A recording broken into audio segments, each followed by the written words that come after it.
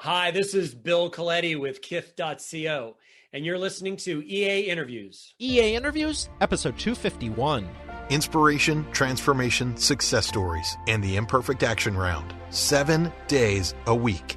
Join Mario Ficini for today's Expert Authority Effect interview. You've worked hard for your company. You've got the sales. You might even have the profit going. It's growing. You have your ideal clients. All this is well and good.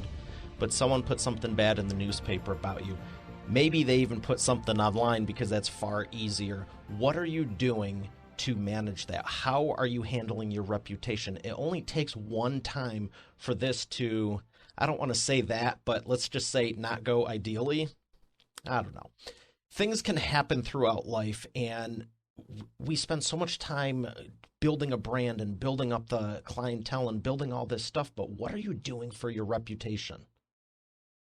I know there's times I've been like, I don't care right now, I just need sales. And then there's other times where it's like all I was focusing on, not because it was bad, but just because it was like I had been doing one thing for a while and I wanted to be known for something else. All of these are in constant flux, and that's the fun of building a business. And I'm excited to have Bill Coletti on the show today, and we're going to be talking about all of this and more and why it's important to you. I'm going to bring him up right after we thank our sponsor. Every business needs a book, including yours. Visit freebusinessbookpublishingcourse.com today to learn the 7 steps to publish and promote your nonfiction lead and profit-generating business book in 8 weeks. Once again, that's freebusinessbookpublishingcourse.com. Here he is, ladies and gentlemen, best-selling author, speaker, and CEO, Bill Coletti. Bill, how are you feeling today? Mario, I'm doing great. It's super exciting to be here to have this conversation with you. Thanks. I can't wait to dive in because reputation is such an important thing personally and professionally. And why do you think so many people just let it fall by the wayside and focus on everything but it? It's a little bit like vaporware. It's more difficult to put your arms around. And that's really one of the reasons I wrote the book, is actually to, when we look at the major American corporations or global corporations, everything that gets managed can be measured. And if we think of reputation kind of as vaporware, it's difficult to measure it, so therefore impossible to manage it. But I believe that reputation can be managed just like legal services, janitorial services, inventory at the factory, or whatever the situation that you might be in, whatever, you can put a KPI to reputation. So people don't do it because it's hard to get your arms around. What would you say is the first thing they should be doing to get their arms around it and start the process? Yeah, so it's a terrific question. I think what we talked about is the 4 A's. We talked about how actually do you manage a reputation. And the first thing is around awareness, just self-awareness, an awareness of who you are, what you stand for, what you want your reputation to be, very much around this notion of what's going on around me. The second A is assessment. So once you're really clear on that, then you go ask people. And if you're in an enterprise context, you go ask your customers and ask your vendors and suppliers and your employees internally and externally. If you're a smaller entrepreneur and don't really have that set of stakeholders, you'd really just sort of ask those around you, and that gives you then an assessment. So the first building block is this notion of self-awareness. What does it mean to your customers? Do you think this is something you should be hiding from them doing internally, or is this something you should be making a big burly announcement and going, hey, we care about you so much, here's what we're doing and why we're doing it, and then getting them involved? So it's such a great adage about all marketing. Just marketing is simple. Marketing is relationship. So Mario, if we were there in Detroit together and I just moved into the house next door and I ran over across the street and said, Mario, I can't wait to make you my best friend. I just moved in next door. You'd probably raise your eyebrows and say, well, that guy's crazy. But if over time I just did things that a good neighbor does, I, let you borrow my lawnmower and you gave me a cup of sugar and you watched my kids playing in the street, or you interacted with me in a normal, authentic way, you would probably grow. And my reputation, your expectation of what I would do next, which is a definition of reputation, your expectation would be, hey, if I borrow stuff, he's generous with it. And when he borrows stuff, he returns it, as opposed to me running over the day I close on my house and say, I'm going to be your new best friend. Probably doesn't work well. When you're working with companies such as AT&T and American Excuse me, Nick. When you're working with companies such as American Airlines and AT&T and all of them, do you find that there's patterns that they're looking to achieve? They all have the same end goal, or would you say they all have their own industry-specific goals? Great question. I think it's this context around, have they thought about reputation as an asset?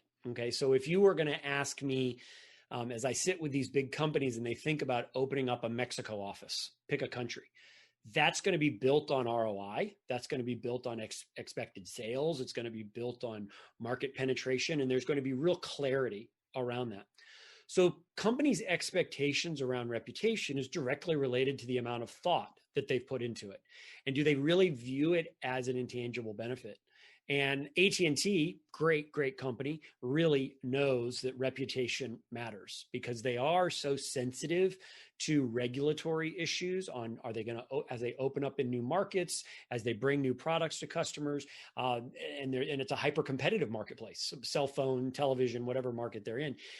They view it as a really strategic asset, and that growing that reputation is just as important as growing the bottom line ROI. Is that the same for American Express and a different niche industry? Yeah, I think that's generally the case for any of those enterprise level companies, but even a small regional bank. I'm sure that you can think of a bank in Michigan that's not a major, but it's a local, good, strong bank. Huntington and Flagstar. None of us have ever heard of them, but who matters to most? You, to them, they really grow and have grown their reputation relative to you. So yes, I think most big companies get it, not all. And I don't think it's exclusively B2C. I think B2B, Cargill, for example, is a B2B company. I think they get it. And I've got lots of examples of smaller clients that we work with that understand it, just like the bank you referenced, they understand it. You honestly never heard of either of those? I've not. Huntington National Bank, I thought it was Huntington and Flagstar. I've heard of Huntington. Okay. Yeah, I know they're out of Ohio, but they are Midwest regional. Yeah. Now, Chase, if you were to ask me name five banks, they would not be on the list of the 5 banks I would list. Wow. Okay. Yeah. Now, I'm also with Chase, and they're one of the larger ones. Absolutely. But I think it makes my point. It doesn't matter to me in Austin, Texas, what their reputation is. It matters to them. It should matter what you think about them. So for someone who's a local or a mid-sized regional company, you're saying it's even vastly more important to be having a local reputation and a regional reputation than just some random national campaign that people 100%. May or may not even 100%. Concern themselves with. In PR, the word is stakeholders. I don't like the word stakeholders. I think we can say it a little bit more clearly with matters most. Who matters most? And so I have been sadly a part of lots of ego campaigns where companies will do whatever is symbolic of the Super Bowl ad. Everybody, that's such an ego play, is to do a Super Bowl ad to burnish your reputation. And it seems like every year some company you've never really heard of does a Super Bowl ad because their stock price ran up that particular year. And so they decide to do it. But that's not really valuable. And so whatever the equivalent of a Super Bowl ad is in your regional, market, it's bad. You don't need to do that. You really got to focus on those that matter most, and you don't need to make an ego play. Focus on those that really impact your bottom line. Now, let's talk about the people who matter most. How do you identify who those actually are? Are they all the prospects? Are they just a few of the prospects? Do you look at just the sales numbers in existing customers to duplicate them? How do you find the meshing of here's who we want to go after and who's the one we're speaking to for the reputation? Mm-hmm. So I break it down into 3 groups, just super simple groups: communities, customers, and critics. Okay. So customers are the most obvious of that list. Okay. Those are people that you have some sort of financial transaction with, either as a buyer or a seller. That's where I put those. So vendors, suppliers, as well as your true customers. Communities are your employees first and foremost. It's exactly where they're fit. The communities that you operate in, if you are we're talking about banks, if you're a bank, the 2 square miles or the 200 square miles around you, that sort of is your marketplace where you want to be. That's what communities are. And then critics are naysayers, government regulators, perhaps the media, sort of those are all critics. And so once you look at stakeholders or those that matter most in those 3 lenses, is then you can articulate who really matters between communities, customers, and critics. And that really gives you a very clear bullseye of who really matters most in each one of those 3. And then you can go further, who really matters based on the reputation I want, my community, my customer, my critics. You could argue that a company like Facebook right now is highly focused on their critics, and that their communities and their customers are pretty well taken care of, but it's their critics. If they have reputational capital to spend, it is focused on their critics. And so once you do that defining into those 3 buckets, then decide which one matters most. That's the way reputation gets managed, because the way I just described that is the same way if you and I were building a factory somewhere, we would talk about it in that same way. Reputation can be talked about in the same way. Now, as far as timing is concerned, you're given a lot of great expert authority insights on, what things you should consider and who to narrow down with. But as far as time is concerned, is this like a 30, 60, 90-day goal, or do we need a full 6 to 12 months to turn the ship around, or at least get everyone on board going, here's who we truly are as a brand, and there's no miscommunication? Yeah. Wow, Mario, awesome question. And you can take it from 2 different directions. Turning the ship around in that metaphor means we want to go in a different direction, north, south, east, or west, and we want to go in a different direction. The other way to think about it is that reputation begins with one really good conversation with somebody that matters to you, just one conversation. So I don't want to get overly philosophical. I don't think there is a destination. You don't win reputation, nor do I think you win business. I don't think about win business in that way. Simon Sinek's talked about the infinite game. And so I think the infinite game is to keep playing the game. And so I think you want to keep growing your reputation. So think of a high reputation firm, Disney, BMW, Starbucks is kind of on that list, Rolls-Royce, sort of high reputation companies. I don't think they're done. I don't think they're finished growing their reputation. So in that philosophical context, I think it starts with one conversation with someone that matters most. And I don't think it's a destination. So turning the battleship should be perpetually spinning on its axis to constantly be pointing in the right direction of reputation, because I think it's ever evolving. Now, let me ground that out of the theory for a second. I think you need to focus on your employees. Be honest with your employees. We're in this season of COVID. Talk about coming back. If you've never been reputationally focused, now is a perfect time to do it, because we're all so bruised, battered, and broken because of COVID. Now is a great time to do it. So I don't think you win reputation, and I think you start reputation right now. I'm building a reputation with you in this conversation, and I think that's sufficient. So it's not a starting and ending point. It's you're continually working on it, whether it's good and you want to take it great, or it's okay and you want to make it good. Absolutely. I think that's a great way to think about it. Now, I'm not generally a negative person, so I don't really even want to go here, but it's important and it's relevant, and it's, what do you do if you have a bad reputation? How do you help companies fix that? Yeah. So we have done some work with some of the leadership at Walmart. All right. And so Walmart is generally regarded as having a bad reputation. There is a concern by some about the way they treat their employees. There is a concern about some about how they source their products. There's a concern about how they treat their suppliers. So generally regarded, it has a negative reputation. Walmart's strategy is just to keep on plugging, keep doing good things. They do, if you ask their employees, they do really good things for their employees while creating continuing education for their employees, creating leadership and management opportunities for their employees. If you're concerned about their environmental footprint, They are one of the largest commercial solar users in the United States. Their fleet of vehicles uses more alternative than just about any other fleet right after Amazon. And so they are doing the right things. And so they are taking the infinite game, the long game view of growing their reputation. What you can't do is, let's say we have a bad reputation. Let's use our regional bank locally that we were talking about. A regional bank has a bad reputation. There was bad customer service for years. Management didn't care. They had really exorbitant loan rates and they just were a bad operator.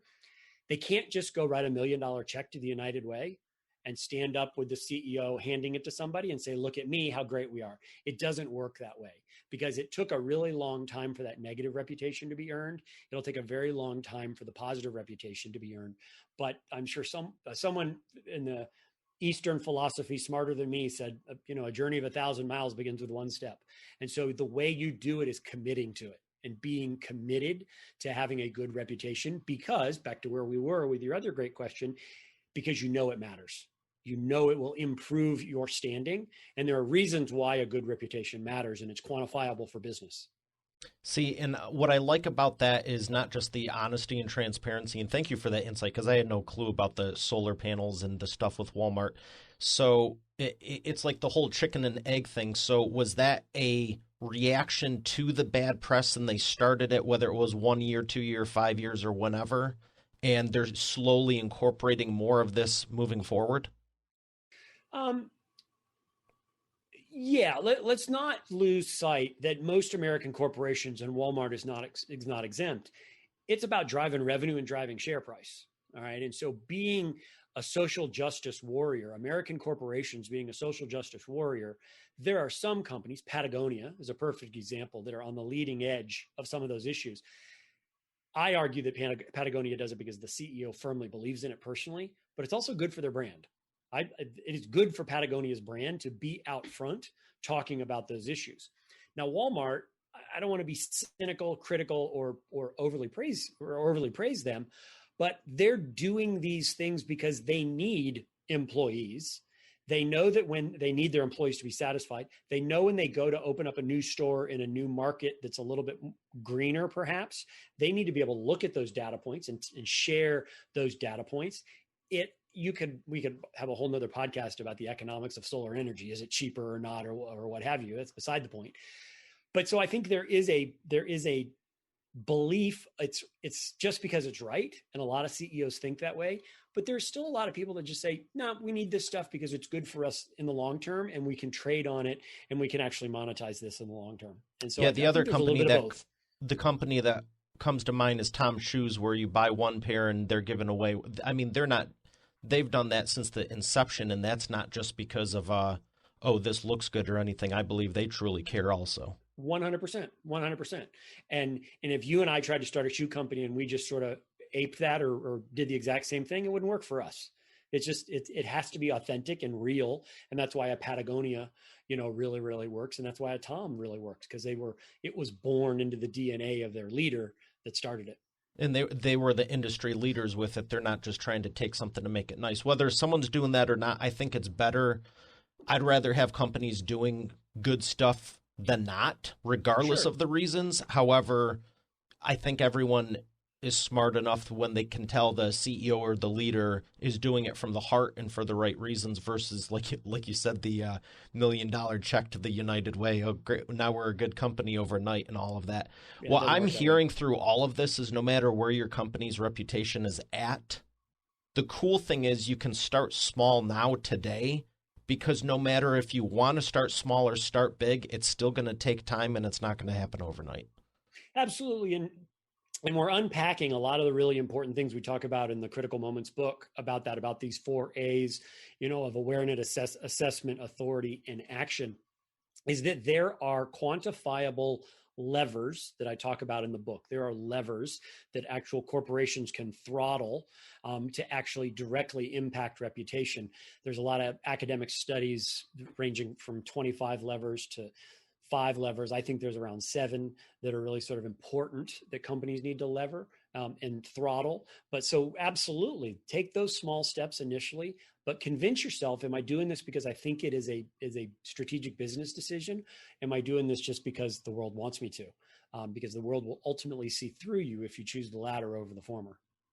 And I also think people should relax a little bit. And correct me if I'm wrong on this, because like Walmart, again, I'm not going to overly praise them, but I don't think they're as bad as everyone thinks they are. But when you have over 1 million employees, you're probably going to have a lot of people that are disgruntled. It's like if you're going to say something bad about a company, go run one with a dozen employees even, let alone 50 or 100, let alone 1 million. Come back 30 days from now and tell me that you have the exact same viewpoint.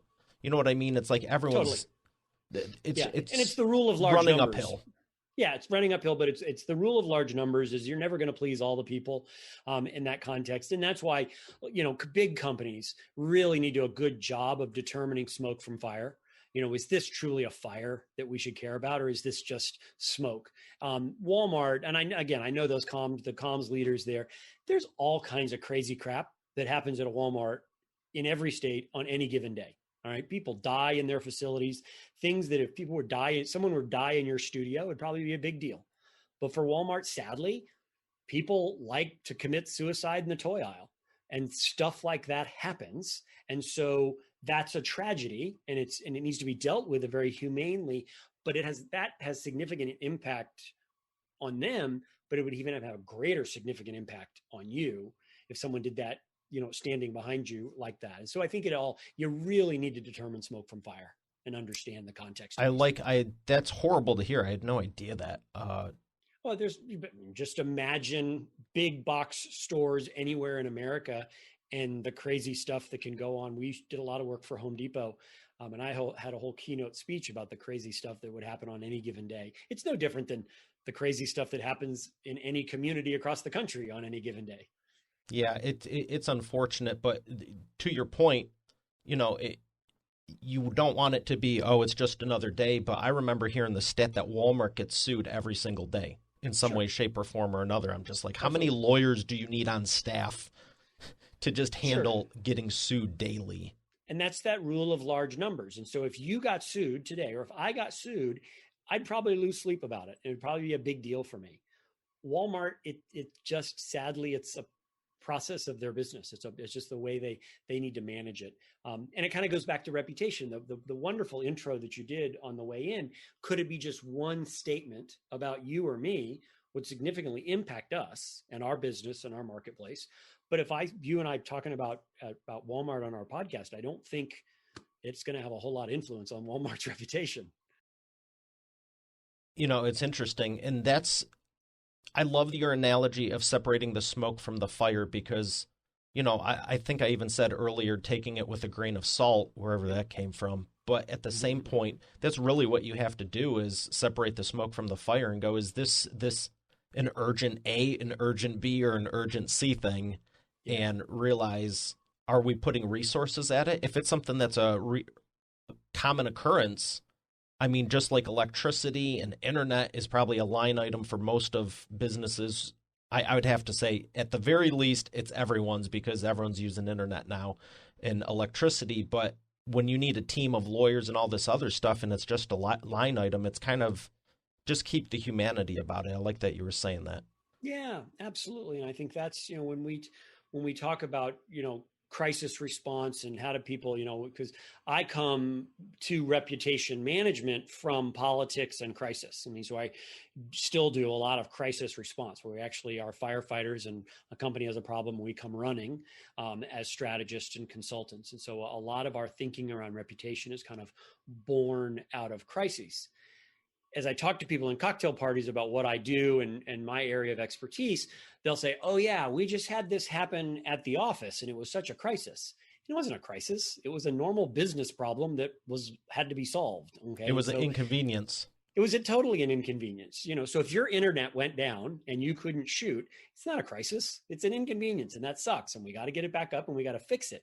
Okay. But if someone accused you of something more dramatic, that's maybe a little bit more of a crisis. So that smoke from fire discernment is really, really critically important. And that's one of the roles I get to play is help people say, let's relax. Okay. Let's just fix this and move on.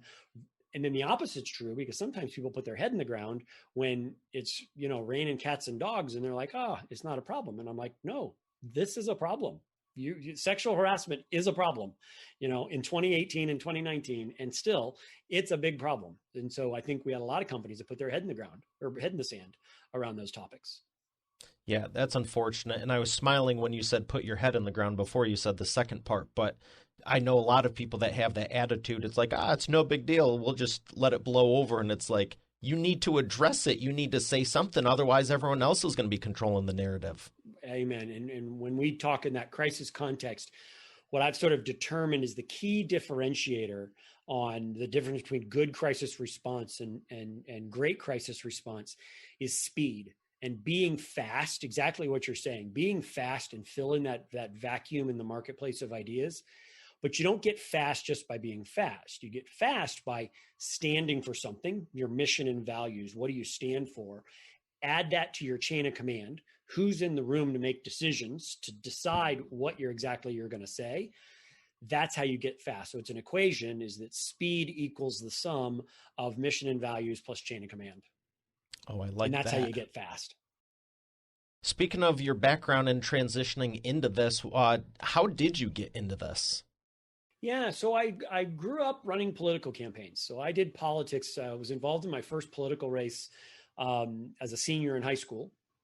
I grew up in Florida, St. Petersburg, Florida, and then worked on a state Senate race and just got bit by the bug. My parents were both pretty political. My dad was mayor before I was born, but was mayor of my small town.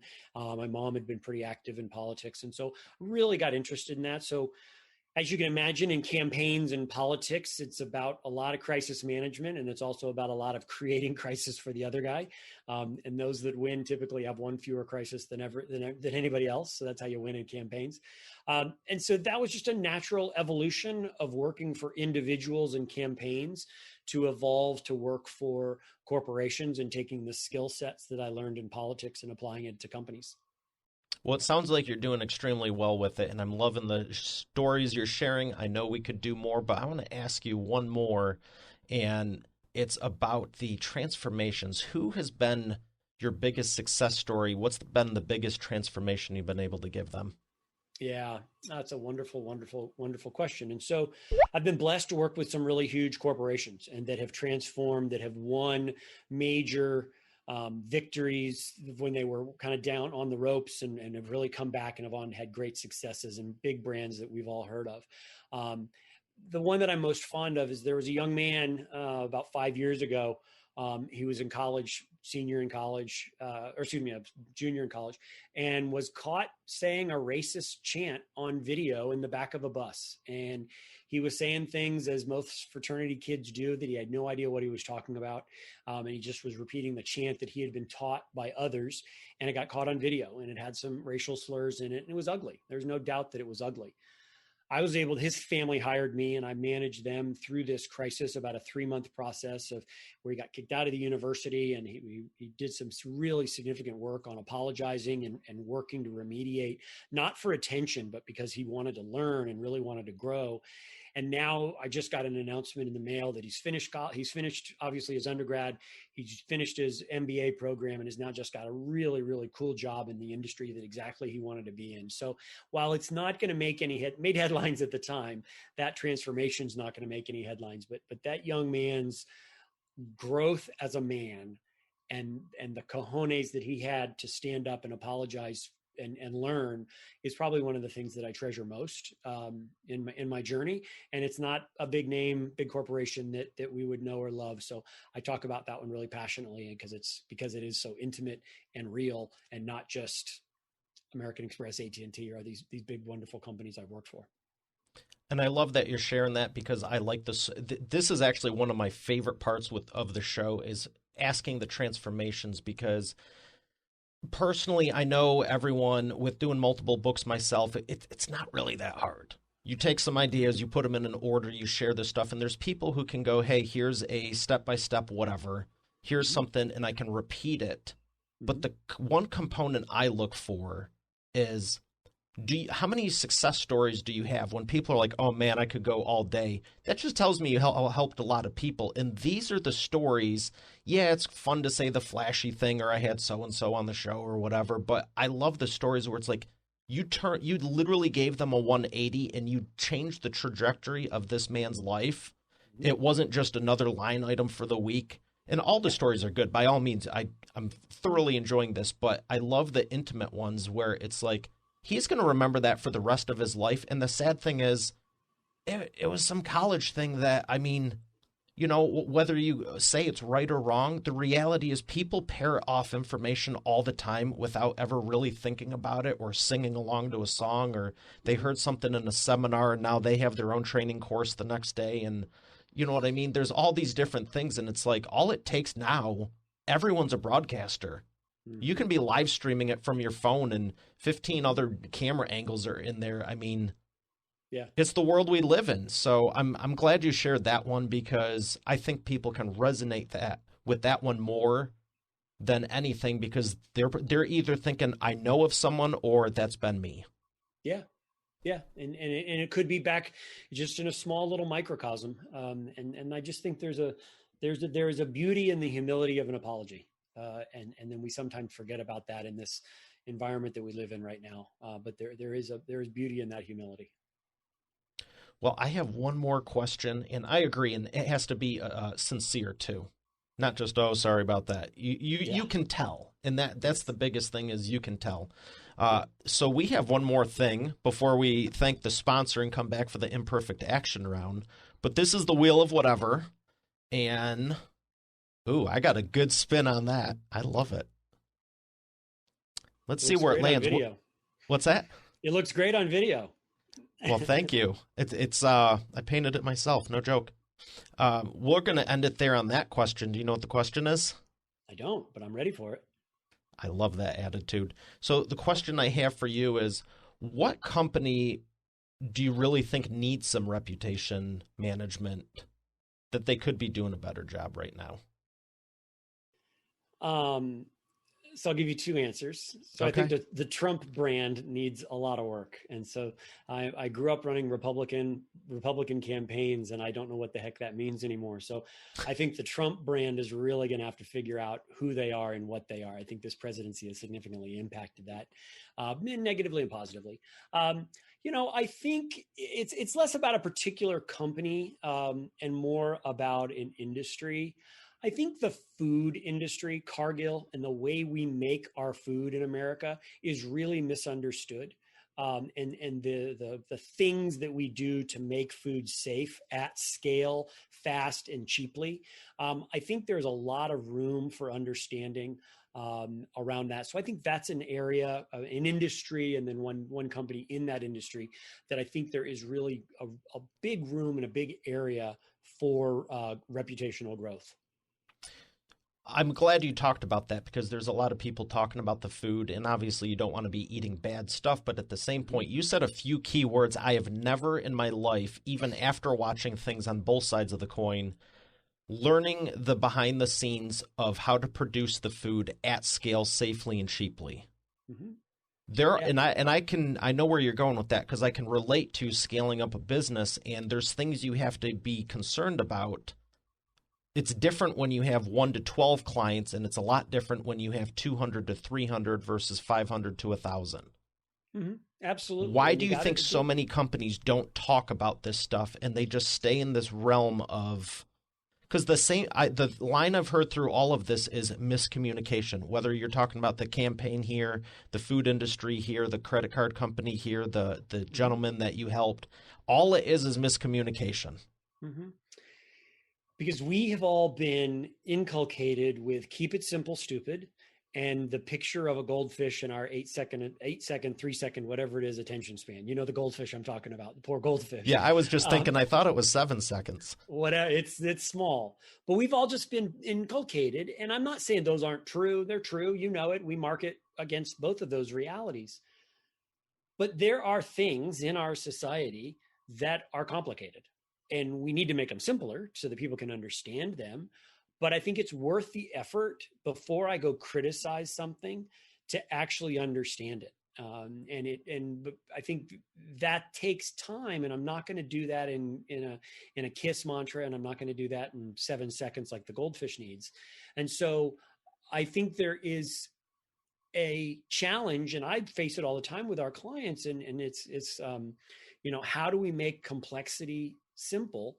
And sometimes you can always make it better, but I don't think you can distill, safe agricultural processing process in a 30-second commercial. It's hard. It doesn't work that way. And so I think it's for leaders to actually understand and respect attention span and keep it simple, but also to understand that we've got a complex topic that let's take the time to try to explain it. And we'll try to meet people where they are, but let's really try to explain these things because they really are important to us. I like that perspective on it, and no one really talks about it. So thank you for sharing that.